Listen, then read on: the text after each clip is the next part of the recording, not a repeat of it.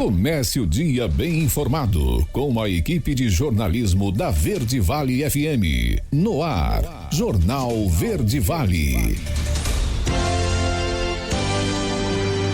6h36. Olá, muito bom dia para você. Hoje é terça-feira, 27 de fevereiro do ano de 2024. Estamos começando pela Verde Vale FM, uma emissora do Sistema Verde Vale de Comunicação, mais uma edição do Jornal Verde Vale. Comigo aqui na bancada, Daliana Oliveira, muito bom dia. Muito bom dia para você, Wesley, bom dia para você também que acompanha o nosso jornal a partir de agora. Hoje uma terça-feira, a semana começando e claro, você sempre muito bem informado aqui no Jornal Verde Vale. Confira agora os destaques das últimas 24 horas. Jornal Verde Vale. Caixa paga novo Bolsa Família a beneficiários com NIS de final 8. Empresas têm até o dia 29 para enviar comprovantes de rendimentos. A arrecadação do governo de Goiás soma 31,2 bilhões de reais. TSE vota hoje a regra para o uso de inteligência artificial nas eleições. Goiás realiza segundo sorteio do ano da nota fiscal goiana. Mais de 11 mil pessoas são afetadas por enchente no Acre e governo federal reconhece emergência. Senado Federal debate a obrigatoriedade da vacinação infantil contra a Covid-19. Justiça acata gratuidade a serviços cartorários de casas a custo zero em Goiás. Os detalhes destas e outras notícias você vai conferir a partir de agora, aqui no Jornal Verde Vale. A notícia em primeira mão. Jornal Verde Vale. Jornal Verde Vale. Verde Vale. Notícias do Brasil. 6h38. Uma ótima manhã de terça-feira para você. Sejam todos bem-vindos e bem-vindas a mais uma edição do Jornal Verde Vale. A Caixa Econômica Federal paga hoje, quarta-feira, a parcela de fevereiro do novo Bolsa Família aos beneficiários com número de inscrição social NIS de final 8. O valor mínimo corresponde a R$600, mas, com um novo adicional, o valor médio do benefício subiu para R$686,10. Segundo o Ministério do Desenvolvimento e Assistência Social, nesse mês o programa de transferência de renda do governo federal vai alcançar 21 milhões de famílias, com gasto de 14,45 bilhões de reais. Além do benefício mínimo, há o pagamento de 3 adicionais. O benefício variável familiar Nutris paga 6 parcelas de R$50 a mães de bebês de até 6 meses de idade para garantir a alimentação da criança. O Bolsa Família também paga um acréscimo de R$50 a famílias com gestantes e filhos de 7 a 18 anos de idade e outro de R$150 a famílias com crianças de até 6 anos de idade. No modelo tradicional do Bolsa Família, o pagamento ocorre nos últimos 10 dias úteis de cada mês. O beneficiário poderá consultar informações sobre as datas do pagamento, o valor do benefício e a composição das parcelas no aplicativo Caixa Tem, usado para acompanhar as contas poupanças digitais do banco. 6h39 agora. Os empregadores têm até essa quinta-feira para enviar aos seus funcionários os informes de rendimentos referentes a 2023. O prazo também vale para bancos e corretoras de valores que devem disponibilizar o documento referente aos rendimentos de aplicações financeiras aos seus clientes. Os comprovantes são necessários para o preenchimento da declaração do Imposto de Renda à Pessoa Física 2024. Este ano, o período de entrega sem multa vai de 15 de março a 31 de maio. A disponibilização dos informes é obrigatória e pode ser feita pelos Correios ou de forma digital, por e-mail, internet ou intranet. No caso de servidores públicos federais, o informe de rendimentos pode ser obtido pelo site, o aplicativo sougov.br, disponível para o Google Play e a App Store. Os comprovantes fornecidos pelos empregadores devem conter os valores recebidos pelos trabalhadores no ano anterior e detalhar os valores descontados para a Previdência Social e o imposto de renda recolhido na fonte. Contribuições para a Previdência Complementar da empresa e aportes para o Plano de Saúde Coletivo também devem ser informados caso existam. Casos de Covid-19 aumentam e Brasil segue com problemas na testagem. Rafael Ferri é quem traz uma atualização desse cenário. 4 anos após o Brasil confirmar o primeiro registro de Covid-19, o país segue com problemas para testar casos da doença. De lá para cá, são mais de 38 milhões de casos e aproximadamente 709 mil mortes, segundo dados divulgados até o último dia 17. O problema de contaminação pela doença continua, porém, ele é muito maior do que os números expressam, como explica o médico infectologista Carlos Starling. Bom, atualmente a testagem diminuiu muito, né? E principalmente com os autotestes que estão disponíveis nas redes de farmácia, o que tem acontecido é que as pessoas se testam e esses dados não são notificados ao sistema de saúde. Então, o número total de casos acaba ficando subestimado. Então, nós temos tido, sim, muito mais casos do que tem sido relatado. Nas últimas semanas, impulsionado pelas festas de final de ano e o carnaval, houve um aumento do número de casos de Covid no país, passando de cerca de 20 mil na primeira semana epidemiológica do ano para mais de 45 mil na 7ª semana. Em comparação com a dengue, por exemplo, a Covid-19 não tem um período específico onde os casos aumentam. Já a dengue aumenta no período entre dezembro e maio, como explica o infectologista Carlos Starling. Do ponto de vista de mortalidade, Covid continua tendo um número de casos letais muito maior do que a dengue. Então, é um problema, ambos os problemas são graves, tanto dengue quanto Covid constituem uma sindemia, ou seja, são epidemias que se somam e aumentam a gravidade e a pressão sobre o sistema de saúde. É importante que ambas tenham medidas preventivas importantes. O Ministério da Saúde confirmou o primeiro caso de Covid no Brasil em 26 de fevereiro de 2020. O paciente era do sexo masculino, com 61 anos e havia viajado para a Itália dias antes. O país europeu enfrentava um período extremamente conturbado no serviço de saúde e acumulava dezenas de mortos pelo novo vírus. Agência Rádio Web, produção e reportagem, Rafael Ferri. Jornal Verde Vale. Notícias de Goiás. 6h43. A arrecadação do governo de Goiás total no ano passado somou 31 bilhões e 200 milhões de reais. Uma pequena alta real descontada a inflação de 0,4% em relação às receitas de 2022. Trata-se de uma performance até melhor do que a média nacional. Segundo dados do painel do Conselho Nacional de Política Fazendário, CONFAS, a receita total dos 27 governos estaduais teve uma queda real de 1% em 2023, na comparação com 2022. Somando 776,2 bilhões de reais de janeiro a dezembro. Entretanto, nem todos os governos estaduais registraram queda ou pequena alta na arrecadação de impostos no ano passado. Alguns tiveram um crescimento até significativo. É o caso do governo de Alagoas, cujas receitas somaram 7,6 bilhões de reais, um aumento de 11,1%. Ou de Rondônia, que arrecadou 8,9 bilhões de reais, uma alta de 10,4%. E ainda do Pará, com receitas totais de 27,9 bilhões de reais, um crescimento de 9% em 2023. Já a arrecadação com ICMS do governo goiano somou 24 bilhões e meio de reais no ano passado, uma redução real de 3,4% em relação a 2022. Os 27 governos estaduais arrecadaram 642,1 bilhões de reais com impostos em 2023, uma retração de 3,7% comparado com o ano anterior. O Censo Demográfico 2022 do IBGE revela um cenário preocupante no saneamento básico em Goiás. Mais de 26% da população ainda não tem acesso a um sistema adequado de esgotamento sanitário. Enquanto que a média nacional de atendimento é de 62,5% em Goiás, esse índice cai para 52,2%.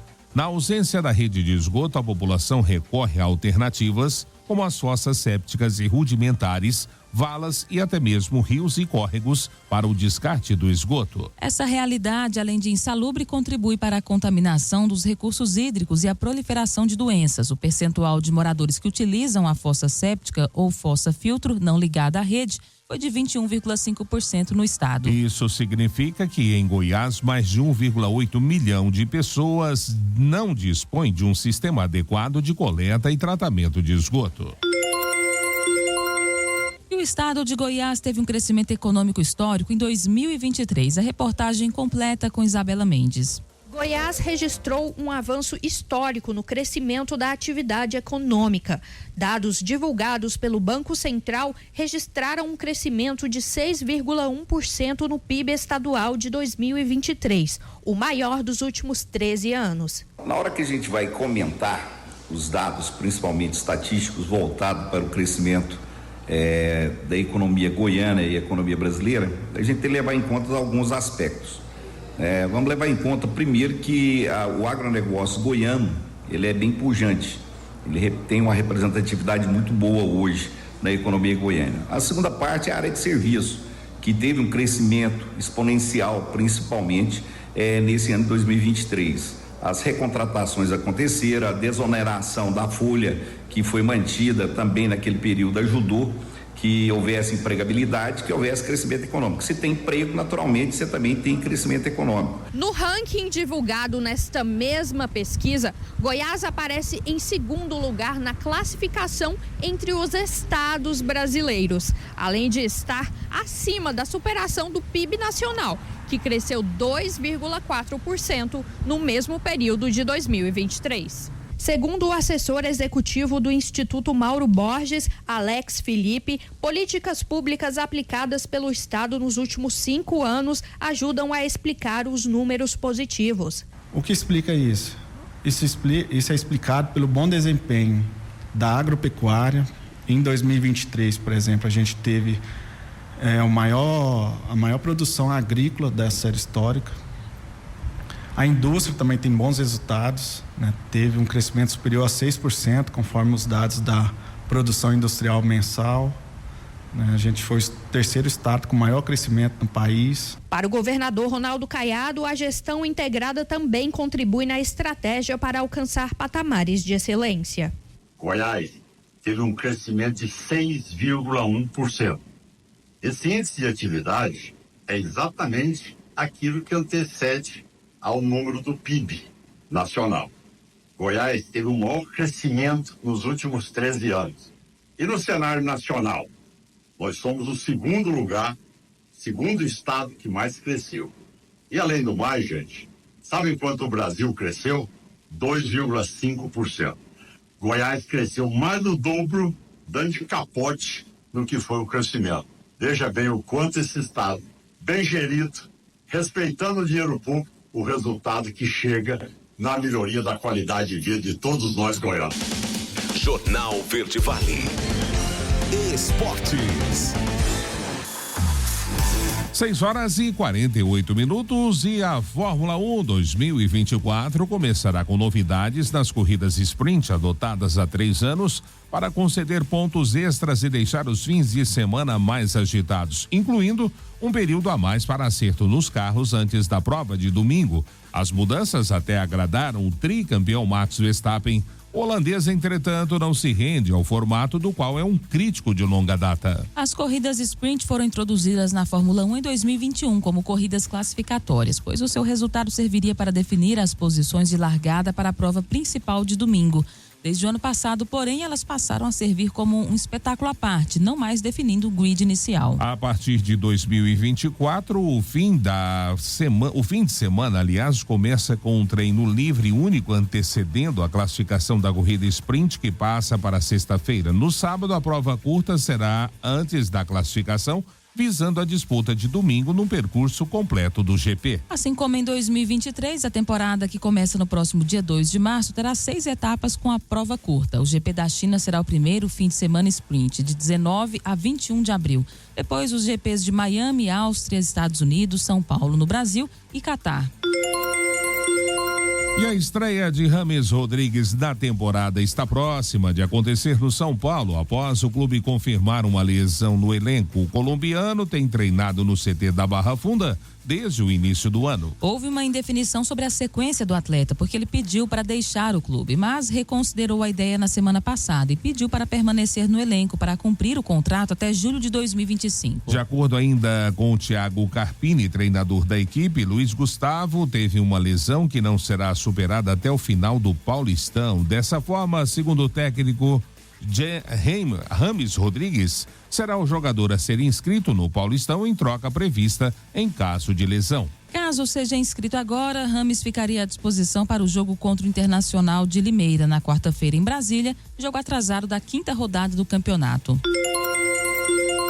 E o médico do Fortaleza analisou o estado dos jogadores após o atentado praticado contra a equipe no jogo contra o Sport em Recife.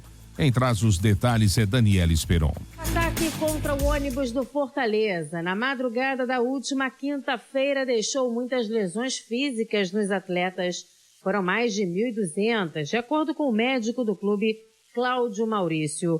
Em entrevista à TV Verdes Mares, o doutor citou que o caso mais crítico é do lateral Escobar, que levou 13 pontos entre a boca e a sobrancelha e vai precisar de mais tempo para retomar aos treinamentos. Por ter tido trauma crânioencefálico, ele vai ter que seguir um protocolo de pelo menos uma semana de recuperação passo a passo. A resposta que eles vão ter ao transtorno pós-estresse traumático vai depender de cada um. E os ferimentos também vai depender da evolução de cada um. Como são ferimentos em área de trabalho, em tornozelo, perna, a gente vai ter que saber como é que cada um vai evoluir e como eles vão se sentir seguros para treinar, para jogar, enfim. Existe todo um protocolo de retorno às atividades. O departamento médico do clube está cuidando também da saúde mental dos atletas. O atacante Thiago Galhardo pede apoio, união de todos os jogadores e ressaltou que a Copa do Nordeste, na opinião do grupo, vai ficar em segundo plano. Isso é muito sério que aconteceu. Então que nós jogadores possamos nos fortalecer ainda mais para levar esse clube, como nós viemos levando ao longo do tempo, para um patamar muito alto. E obviamente a Copa do Nordeste passa, eu acho que ser secundário depois desse episódio. Devido ao ocorrido, a partida da Copa do Brasil entre Fortaleza e Fluminense do Piauí, que seria realizada nesta semana, no dia 29 de fevereiro, passou para o dia 3 de março. Agência Rádio Web, produção e reportagem, Daniela Esperon. Jornal Verde Vale. Agronegócios. 6h53. Os preços da arroba do boi gordo se acomodaram após as quedas recentes nas principais praças de produção e comercialização do país nesta segunda-feira. Segundo o analista da consultoria Safras e Mercado, Fernando Henrique Iglesias, a semana iniciou com um fluxo inexpressivo de negócios. Esses fatores respaldam a estratégia da indústria de exercer pressão sobre o mercado, o que vem acontecendo de maneira uniforme Brasil afora, com exceção do Rio Grande do Sul, estado em que as escalas apresentam maior aperto, foi o que disse Iglesias. Confira o preço da arroba do boi gordo em diferentes regiões no fechamento desta segunda-feira. Em São Paulo, capital, R$ 236. Goiânia, Goiás, R$ 218. Em Uberaba, Minas Gerais, 232. Em Dourados, Mato Grosso do Sul, R$ 221. E Cuiabá, Mato Grosso, R$ 209. A notícia em primeira mão. Jornal Verde Vale. Jornal Verde Vale. Verde Vale. Notícias do Brasil. 7h09 agora, já de volta com o segundo bloco do Jornal Verde Vale. E 17 municípios do Acre estão em emergência nesta segunda-feira por causa da cheia de rios e igarapés. A inundação provocada pelo rio Acre já fez com que mais de 11.200 pessoas deixassem as suas casas ontem. Do total, 5.578 estão desabrigadas e outras 5.703 desalojadas, segundo o governo do estado. O decreto reconhecendo a situação consta no Diário Oficial da União do último domingo. A medida também havia sido publicada em edição extra do Diário Oficial do Estado. Entre as cidades mais críticas está Jordão, que fica no interior do estado. A prefeitura decretou calamidade após 80% da zona urbana ficar alagada. O hospital foi invadido pelas águas e os pacientes precisaram ser levados para um prédio da Secretaria de Assistência Social. E o Senado Federal discutiu nesta segunda-feira sobre a obrigatoriedade da vacinação contra a Covid em crianças, com o intuito de incluir a vacina no Programa Nacional de Imunizações para crianças de 6 meses a 5 anos. A inclusão do imunizante no programa torna a aplicação obrigatória, com a previsão de multas e perda de benefícios sociais em caso de descumprimento. A sessão temática visa debater a importância da imunização no público infantil e reunir elementos para a elaboração de propostas sobre o assunto. O debate foi solicitado pelo senador Eduardo Girão, que ressaltou a necessidade de discutir os riscos e possíveis danos da vacinação infantil.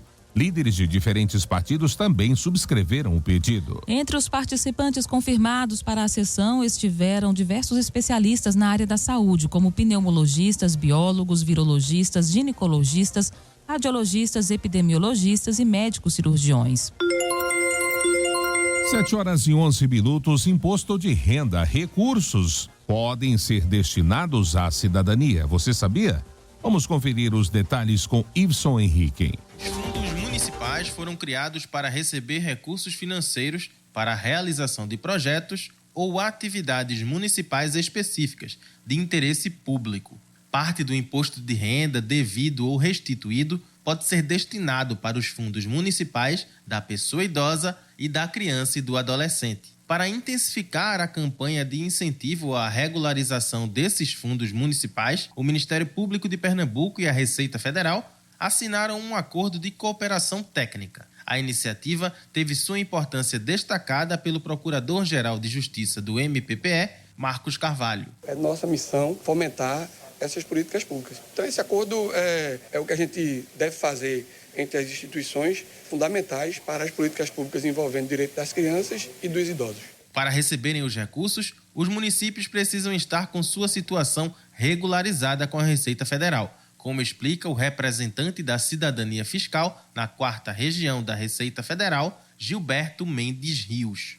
Potencialmente falando, só via declaração do imposto de renda, 9 bilhões de reais que podem ser destinados para fundos dos direitos da criança e do adolescente e 9 bilhões para fundos do direito da pessoa idosa. O que é necessário para isso? Que os municípios regularizem seus respectivos fundos. O Ministério Público realiza campanhas para incentivar as pessoas físicas a doarem parte do seu imposto de renda para esses dois fundos.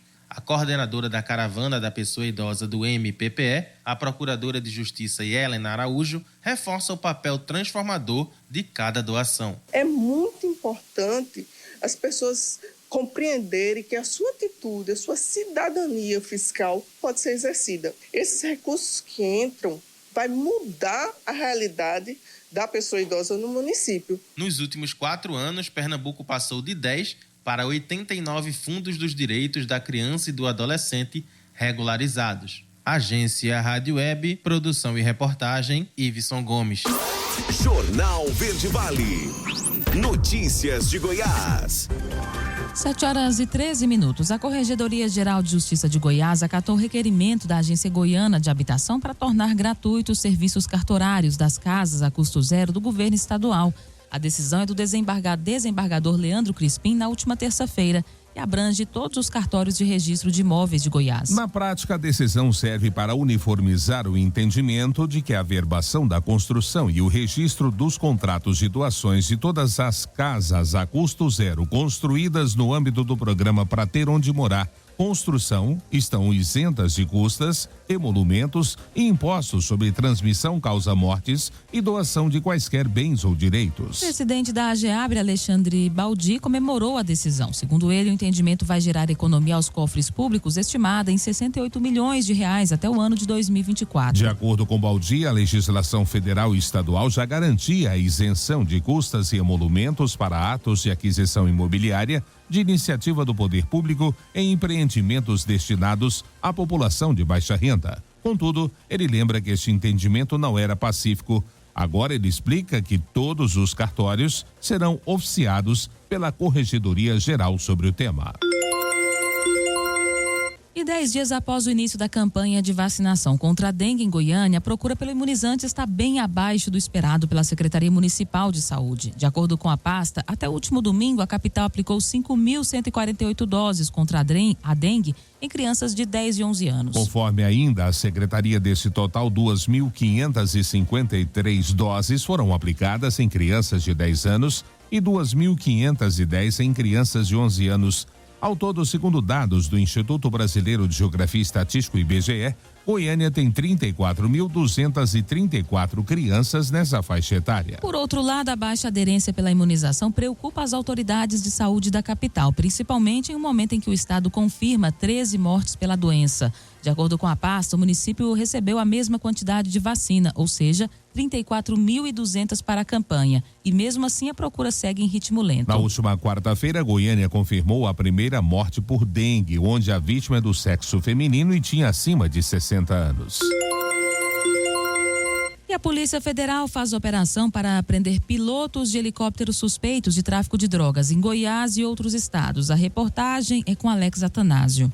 As operações Alto Giro e Redneck Supply, deflagradas pelas polícias federal e a civil de São Paulo, tinham como foco o cumprimento de 65 mandados judiciais, sendo 18 de prisão temporária e 47 de busca e apreensão, em cidades dos estados de São Paulo, do Rio de Janeiro, Goiás e Roraima.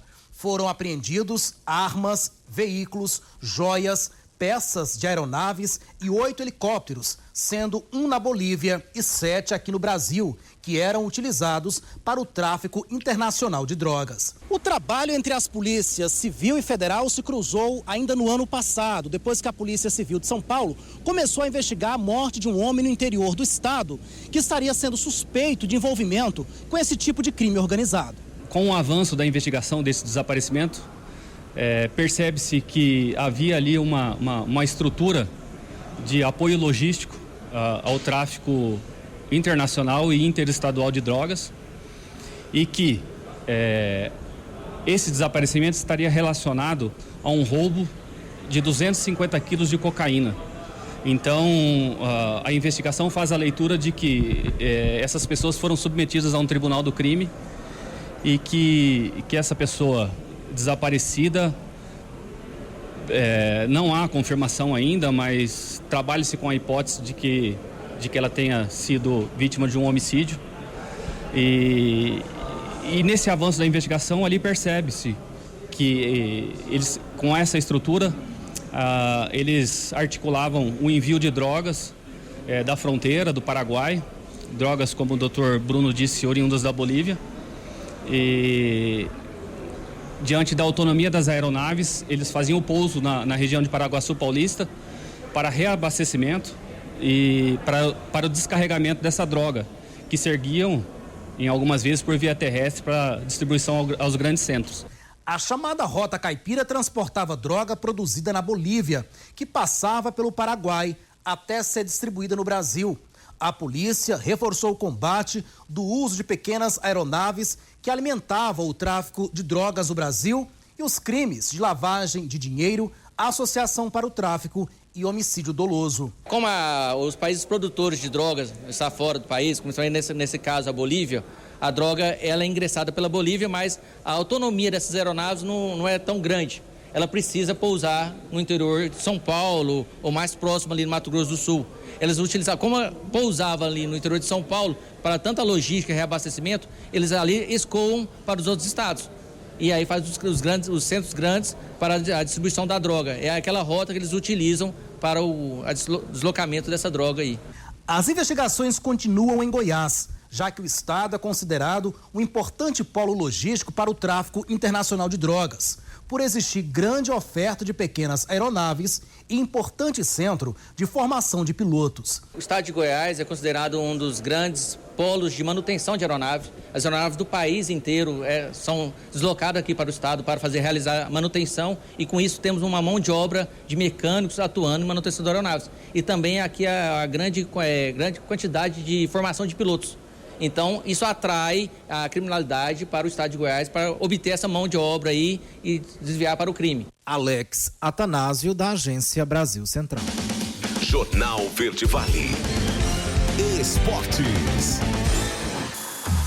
7h19. Com o final da primeira fase do Campeonato Goiano, as equipes agora estão de olho no mata-mata. O Goiânia, que avançou para as quartas de final, irá enfrentar o Goiás. Dentro do clube foi ventilada a opção de transferir o confronto para o estádio Serra Dourada. Porém, nessa segunda-feira, a direção confirmou que o clássico vai ocorrer no Estádio Olímpico. O Estádio Olímpico é a casa do Goiânia neste Campeonato Goiano e foi fundamental para a classificação do clube para a fase final. No geral, o clube ficou com a 8ª colocação. Com 12 pontos, desses 9 foram conquistados como mandante. Em casa, o Galo realizou 5 jogos, com 3 vitórias e 2 derrotas. Para as quartas de final, o Goiânia terá pela frente o Goiás, mesmo rival da última temporada, onde o Galo acabou eliminado. Neste ano, o time alvinegro busca uma sorte melhor contra o rival esmeraldino. O primeiro duelo entre as equipes está marcado para o próximo sábado, no Estádio Olímpico. Já o jogo da volta será no Estádio da Serrinha, com data a ser marcada pela FGF. E com a calculadora em mãos, o Corinthians terá de contar com uma combinação de resultados nas rodadas finais do Campeonato Paulista para continuar com chances de avançar às quartas de final. Para que o Timão ainda tenha chance de classificação, a Inter de Limeira não pode vencer o São Paulo nesta quarta-feira em Brasília, jogo adiado da 5ª rodada. A conta é simples, com apenas 10 pontos em 10 jogos, o Corinthians está a 4 pontos atrás da Inter de Limeira. Caso vença o jogo atrasado, o time do interior chegaria aos 17 pontos, não podendo mais ser ultrapassado pelos corintianos nas 2 rodadas finais. O Red Bull Bragantino lidera a chave com 18 pontos. Em caso de empate ou derrota da Inter de Limeira no jogo do meio de semana, o Corinthians terá de vencer os seus jogos contra Santo André e Água Santa e contar com resultados negativos dos concorrentes diretos. Jornal Verde Vale. Agronegócios. 7h21. E o mercado brasileiro do milho teve uma segunda-feira com preços estáveis a mais baixos. Segundo o consultor de safras em mercado Paulo Molinari, o mercado está sob pressão diante dos baixos preços nos portos e também da soja. Confira os preços da saca do milho no fechamento dessa segunda-feira. Porto de Santos, R$ 56 a R$ 65 reais. Em Porto de Paranaguá, entre R$ 55 e R$ 64 reais. Uberlândia, entre R$ 58 e R$ 60 reais. Rio Verde, entre R$ 53 e R$ 57 reais. E Rondonópolis, R$ 42 a R$ 45 reais. A Bolsa de Mercadorias de Chicago para o milho fechou a sessão de ontem com forte alta nos preços. O mercado buscou apoio em um movimento de recuperação técnica após 3 sessões de forte queda. De acordo com o índice Dow Jones, a transição de investidores da posição março 2024 para os demais contratos sustentou um avanço pontual na sessão. Jornal Verde Vale. Verde Vale. Notícias do Brasil. 7h22. A Central de Atendimento à Mulher, o Ligue 180, registrou 568.600 ligações em 2023, equivalente a 1.558 ligações por dia. O canal fornece orientação às mulheres vítimas de violência e recebe denúncias sobre violações de direitos. De acordo com o Ministério das Mulheres, o número de denúncias de violência contra o grupo aumentou 23% no ano passado, passando de 87.700 em 2022 para 114.600. A quantidade de violações denunciadas por meio do Ligue 180 também cresceu de 442.400 para 596.600, uma alta de 25,8%. A metodologia adotada pelo canal permite que uma denúncia contenha mais de um tipo de violação. Do total de notificações recebidas, 91,52% são referentes a ameaças à integridade física, psíquica, negligência ou patrimonial. Outros 5,63% dizem respeito ao impedimento das mulheres usufruírem de sua liberdade individual, sexual, crença, laboral ou de expressão. No início do ano, a Central de Atendimento passou por uma reestruturação. O governo federal abriu um canal de atendimento pelo WhatsApp. Em janeiro desse ano, o Ligue 180 recebeu 48.560. Já os atendimentos via WhatsApp totalizaram 810. O Ligue 180 é um serviço gratuito e fornece atendimento a mulheres em situação de violência em todo o país. O canal funciona 24 horas por dia, incluindo sábados, domingos e feriados. Para fazer as denúncias pelo WhatsApp, o número é 61 9610 0180. Agora, na Verde Vale, os comentários de Alexandre Garcia. Bom dia. 185 mil pessoas na Avenida Paulista. Gente, é ridículo, né? O pior de tudo é a pessoa passar retículo por vontade própria.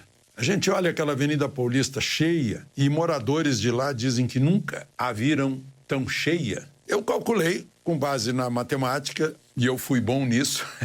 Foi na faculdade e no curso médio foi 10, só 10. A gente calculando a área dá 130 mil metros quadrados. Se a gente puser 5 pessoas por metro quadrado, teremos 650 mil pessoas. A PM de São Paulo disse que havia 750, eu até admito, porque eu calculei apenas a avenida em si, na sua largura de cerca de 50 metros e extensão de 2.800 metros. Mas certamente havia gente nas transversais. E muita gente. Se não tivesse havido bloqueio em estrada, certamente haveria mais gente. Mas insistir em 185 mil é um retrato desse ridículo. Porque é tão absurdo que a gente fica pensando que a pessoa está sonhando ou deixou de pensar racionalmente. Só emocionalmente, porque quer ser contra. Aliás, como se passou recibo ingenuamente, puerilmente, como criança. Não é. Por que isso? Fica tão vergonhoso, tão vexaminoso negar a realidade. Eu não estou falando só na multidão, não. A pessoa diz assim, olha, o pior discurso do Bolsonaro em toda a sua vida, não sei o quê. E teve gente que ofendeu, gente que disse que não podia ter havido. Meu Deus, como não podia? Não vivemos numa democracia, né? A pessoa está, então, revelando o seu totalitarismo, a sua vontade de partido único. E mais, toda essa gente que fala que deveria simplesmente, puxa, que demonstração de força, que grandiosidade, né? Foi uma demonstração de força de gente que seguiu o líder, que não trouxe faixas ofensivas e faixa alguma, como o líder pediu, né? Houve o discurso moderado de Bolsonaro, houve o discurso de cunho moral e religioso de Michele e de Silas Malafaia. Não houve partidarismo, não apareceu partido político. O presidente deu força para as lideranças que lá estavam com ele, naquele palanque carro de som. Enfim, mas a pessoa faz questão de negar isso e assina embaixo dizendo, me atingiu.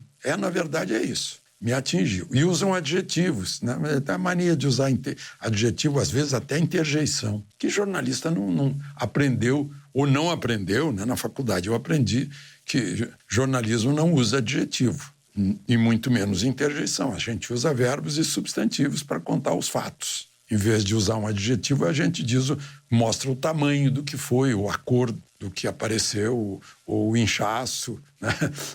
Mas não o adjetivo que, em geral, embute uma opinião. Mas teve repercussão no mundo inteiro e principalmente por causa da detenção do jornalista português, que se fosse obra de algum marqueteiro para deixar mal o país, não teria saído melhor. Bom, eu queria falar sobre um edital da Petrobras, que se tornou conhecido sexta-feira, que prevê para o ano que vem a volta do patrocínio da Petrobras. Patrocínio para shows, para teatros, para filmes e até para festas. De 250 milhões de reais. De onde é que vai sair esse dinheiro?